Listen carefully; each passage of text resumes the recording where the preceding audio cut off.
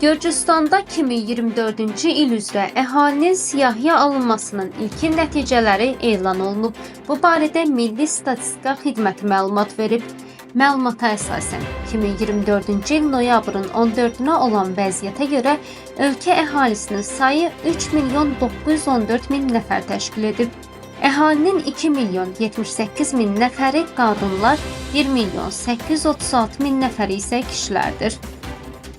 Sakstatın məlumatına görə əhalinin 62%, yəni 2 milyon 423 min nəfər şəhərlərdə, 38%, 1 milyon 491 min nəfər isə kənd yerlərində yaşayır. Regionlar üzrə baxıldıqda Tbilisi istisna olmaqla şəhər tipli yaşayış məntəqələrində ən yüksək pay Acaraya aiddir. Siyahıya almanın nəticələrinə görə Tbilisidə Gürcüstan əhalisinin 34% yaşayır.